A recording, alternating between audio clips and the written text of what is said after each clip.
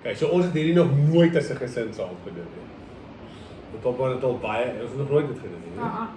So hierdie is vir my maar regtig spesiaal en Papa het al hoeveel keer in sy lewe gedink 'n mens moet dit doen en mens moet dit eintlik op 'n weeklikse basis doen. Dit is wat die Here halfpad vir 'n mens vra. Dit is vas wat die Here vir jou sê jy moet dit gereeld doen. So hierdie is die tekens dat die Here vir ons gesterf het en dat ons sondes bely. So hierdie is die fisiese tekens wat hy sê ons moet dit gebruik. So kan jy onthou, ons het daai gedeelte in die Bybel gedoen van die wil van God. Ja. Okay, en een van die goeders wat daaraan geleer is, een van die dinge wat die Here wou gehad het, soos daar wat nou mos die dit moet op die aarde wees as wat dit in die hemel is. Wat beteken ons moet God loof en prys, né? So dis een gedeelte.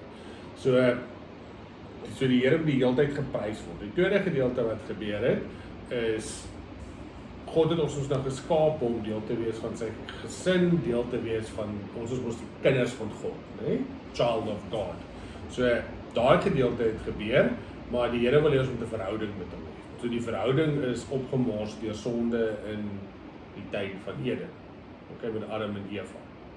Okay, so toe is ons verhouding gebreek met die Here en toe die Here die volgende meesterplanne ons uitgedink het, ons waar ons nou die aard gepraat het hy Jesus aarde toe gestuur en toe moet ons leer hoe Jesus op die aarde geleef het. Kan jy dit mooi onthou? So ons het nou geleer hoe Jesus op die aarde geleef het, so wat hy alles gedoen het. Daar's 'n klomp goeie wat hy het ons nie gekom as 'n half 'n koning of hoe kan ek sê met 'n great empire. Baie blink, né? Die Here het gekom as 'n dienaar. Hy was wat is 'n carpenter? Houtwerk. So hy was 'n servant gewees. So ons moet alles leer hoe Jesus was. So hy was mos nou ons leermeester gewees het hulle gesê. Hulle het gesê hy het almal gedien. Hy het mense gesond gemaak en al die miracles gedoen. So ons moet leer wat hy op aarde basis gedoen het. Een van die goeie wat hy gedoen het, hy was eintlik 30 jaar gelewe en 3 jaar was hy mos regtig Jesus gewees wat hy sy posisie ingeneem het. Nou een van die goeders wat gebeur het hele op die einde is voordat hy gekruisig is daar was ons altyd die Pasga gewees of soos wat hulle nou gesê die Paastyd. So in daai tydperk, hy het basies daai fees wat hulle gehad het van die Paasfees, het hy toe die Paasmaaltyd ingestel. Okay, so dit is voordat hy gekruisig is. So almal van hulle was in Jerusalem gewees. En daar's so 'n lang storie wat voor die tyd gebeur het, hoe hulle dit moes voorberei. Ek weet nie of julle dit al gelees het nie. Maar dit was baie pragtig geweest wat hy gesê het vir as ek dit reg kan onthou, was dit 2 dissipels wat hy uitgestuur het. So gaan hierso kyk. Om hom voorberei. Jesus het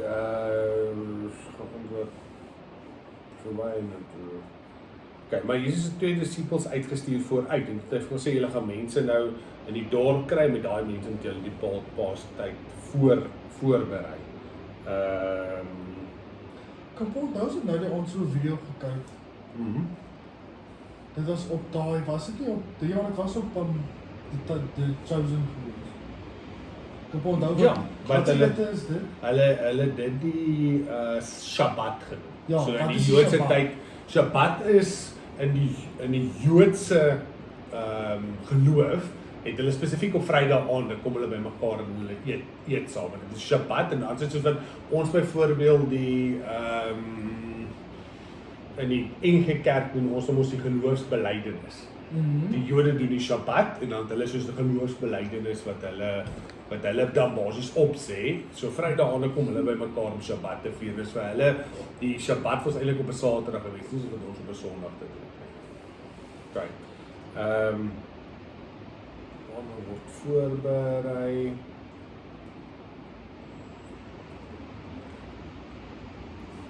Okay, maar kom ek lees gou vir julle dan in Matteus 26 vers 20. So dis die eerste gedeelte daarvan en dan die instelling van die Nagmaal. So hulle sê die Paasmaaltyd word voorberei. Op die eerste dag van die fees van die ongeseënde brood kom die dissipels na Jesus toe en vra, waar wil u moet ons gaan regmaak vir u om die Paasmaaltyd te eet? Jesus het geantwoord, gaan in die stad na die stad so en so toe en sê vir hom, ons leermeester sê, my tyd is naby, in jou huis wil ek saam met my dissipels die Paasmaaltyd hou. Die dissipels het toe gemaak, soos Jesus aan hulle oorgedra het en die Paasmaaltyd voorberei. Ek probeer my Lukas sê hulle bietjie iets anderster. Ek weet nie omdat ek so 'n bietjie rondblaai.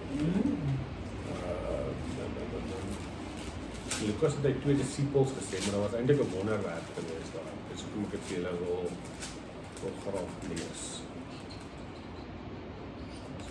Sterwe, Petrus verloor Jesus, dood word beplan, Jesus word verloor,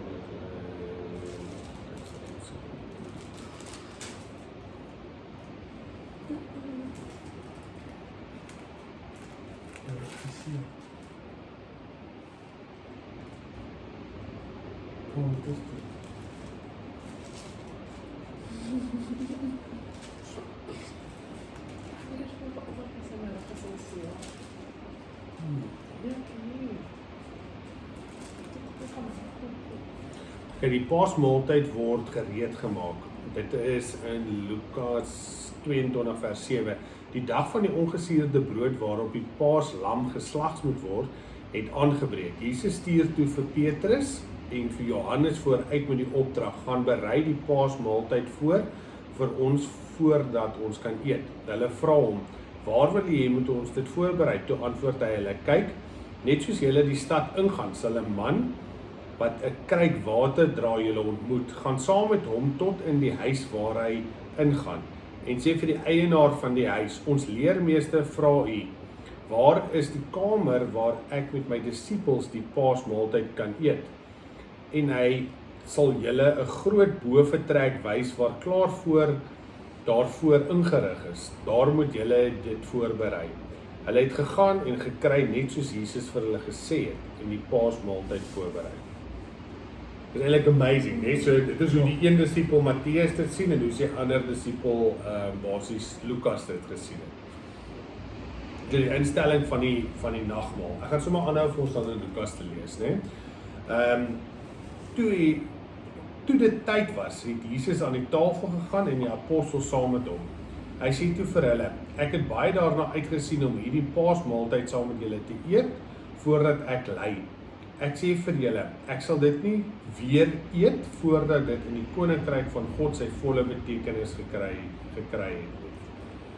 Okay, so Jesus het gesê, hy gaan nie weer 'n Paasmaaltyd basies weer die ete hê, voordat dit voorberei het. Ek het meer van die Matteus manier gehou van hoe Matteus het verder beskryf het, so van dit eerder vir julle lees, so Matteus 26 vers 26.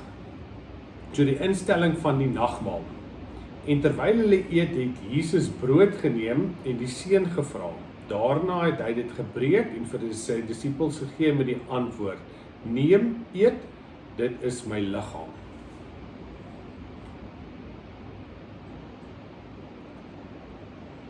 As jy hierna gaan kyk, en wat hulle hierso sê, en ons het vanmiddag die Jesus video gekyk, jy het dit nou nie gekyk nie, maar hoe Jesus se liggaam gebreek is, hoe hulle spykers in sy hande ingesit het, hoe die hele kruisdood gebeur het, is dit eintlik, en dit is wat ek gesê, Jesus was vir my die mees, as ek dink enige stories of hy was die mees, ek was die courageous, dapper mens gewees het, wat daar so in wat 'n mens aan kan dink. Om gekruisig te word met dit. Ek het vandag toe ons gehardloop het baie, en dit het vir my baie gegaan oor die dors toe hy gevra het vir water, die fisiese uitputting wat hy moes gehad het. So ons het 10 km geloop, hoe ver hy 'n kruis moes gesleep het. En dink jy word die hele tyd geslaan daarvoor. So die marteling was beyond it. So dink net, jy gaan sit by 'n tafel en dan moet jy vir jou dissipels 12 mense rondom die tafel sê, dat hierso my liggaam gaan absoluut vernietig word, ek gaan gemartel word. Okay, So dit is waar hierdie gaan, julle. Dit is Ek het ook vandag sien, soos die ou op die dinge dit baie surrealisties het en ek het begin huil vandag. Toe ek gesien het hoe die Here eintlik hanteer het. En hy het alles gedoen vir ons, dit was vir my die mees amazingste. Kyk, ek breek die brood vir jou. En ek lees dit weer vir ons. Jesus het gesê, neem, eet, dit is my liggaam.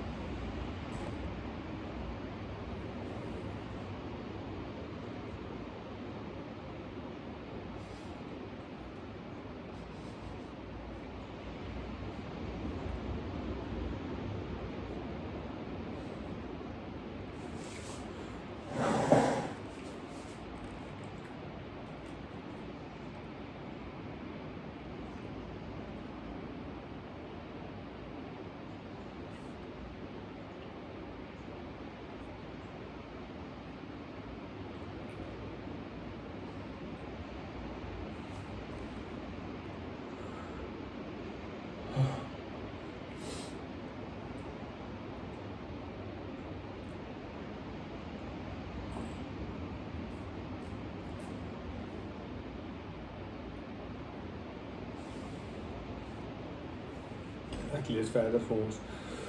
Dis Matteus 26 vers 27. Toe neem hy 'n beker en nadat hy die dankgebed aangespreek het, gee hy dit vir hulle en sê vir hulle: Drink almal daaruit, want dit is my bloed. Die bloed wat deur die verbond beseël word en wat vir baie vergiet word tot vergewing van sondes. Ek sê vir julle, van nou af sal ek nie weer van hierdie wyn drink nie tot die dag wanneer ek saam met julle die nuwe wyn in die koninkryk van die Vader drink nie. Nadat hulle die lofsang gesing het, het hulle uitgegaan vir Lyfberg.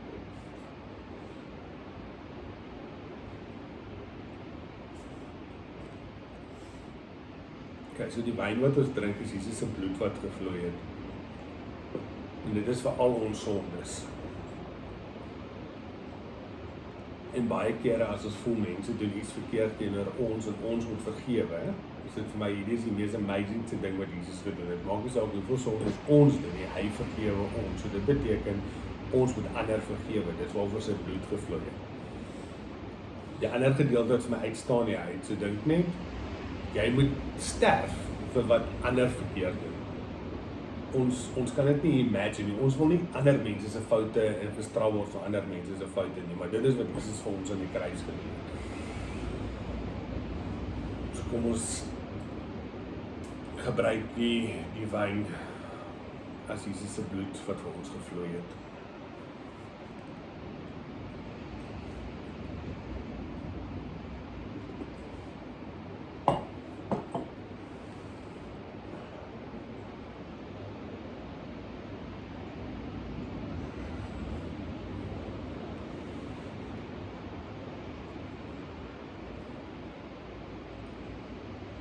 Hemelse Vader, ek wil vanaand sommer net vir U kom loof en prys.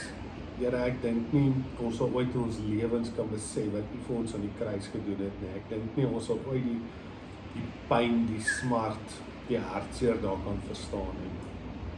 En Here, ek dink die afgelope 2 dae so aan nie net die kruisdood nie, maar Here, hoe U ook Satan oorwin het in die hel. Here, wat het gebeur tussen wanneer U dood is en wanneer U weer opgewek is? Jesus, dankie vir U bloed wat gevloei het. Here, dankie dat ons weet dat U bloed kan lewendig wees. Here, U bloed is die vergewing van sondes wat gevloei het vir ons. Here, dankie dat ons daarin kan glo. Dankie dat ons kan glo dat U vir ons gesterf het aan die kruis. Dankie dat ons weet daardeur dat ons hoop het. Here, U sê in die woord as ons daarin glo, as ons dit leef, as ons dit elke dag ervaar, as ons dit oordink, Here, dan is ons vry, dan is ons vry gewas deur U bloed. Here, dan U ons vrygekoop. En Here, ek wil sommer net vanaand vir U weer kom sê, ons is jammer vir ons sondes. Here, jammer vir wat ons verkeerd dink, wat ons verkeerd doen, wat ons verkeerd hoor. Here, daar is soveel kere wat ons onsself ook oorgee aan die leuns van die Satan, Here, dat ons nie goed genoeg is vir U nie. Here, help vir ons dat ons nie daarin sal glo nie. Help dat ons sal glo dat dit wat U vir ons gegee, die hoop wat U vir ons in die kruis gegee het, Here, dat U die dood oorwin het. Here, dat ons daarin sal lewe. Here, ek wil bid dat U ons harte sal beskerm teen negativiteit, dat U ons harte sal beskerm teen die beskuldigings wat die Satan in ons lewe vir ons gee. Here, dat U ons sal skoonmaak. Here, dat U ons sal reinig. Here, dat ons elke dag tot ons sal glo dat U ons Vader is, dat U ons God is, dat U die Almagtige is. God, You are worthy. You are so worthy. Here, help ons om ook dapper te wees soos wat U is. Here, help ons om sterk te wees. Here, help ons om vasberade te wees. Here, help ons om in ons geloof te groei. Here, in hierdie spesiale tyd van Paasfees, baie dankie vir wat U vir ons in die kruis gedoen het. Here, dankie dat dit ons menswees kan bepaal. Dankie dat dit ons verlossing kan bepaal. Ons loof U, ons prys U. Here, ons wil U dien en ons wil U loof daarvoor. Here, ek wil bid dat U ons trane sal sien, dat U ons harte sal sien. Here, dat ons U sal dien elke dag en elke dag sal glo dat U die Vader en die God is bo alles en almal. Here, dankie vir hierdie tekens wat U vir ons kan gee, dat U liggaam gebreek is vir ons en U bloed gevloei is vir ons. Here, baie dankie dat ons osself elke keer daaraan kan herinner dat U ons alles is. Here, ons het U lief. Ons het U lief bo alles en ons wil U dien, prys bo alles. U rots, U is ons rots. Here, U is ons leidsman. Here, U is ook die herder wat ons red. En Here, ek wil ook bid vir U redding, dat ons elke liewe dag daarin sal lewe. Here, ek wil ook bid vir mense wat nie kan sien wat U in die kruis gedoen het. Die Here, help hulle oogklappe, al hulle oogklappe af, sodat hulle kan sien wat U in die kruis gedoen het. Amen.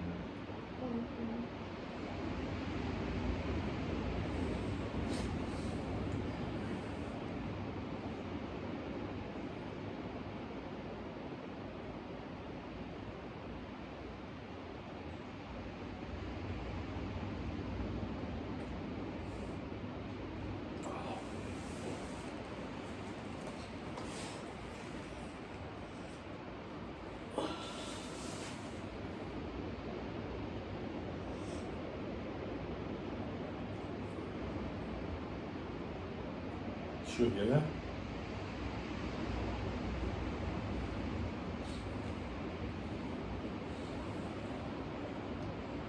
Ek het vandag op die bank gelê. En ek speel dit games of so een game wat ek speel, maar ek speel die game eintlik in my kop. Toch hier so half uit op die, maar ek kyk vir my.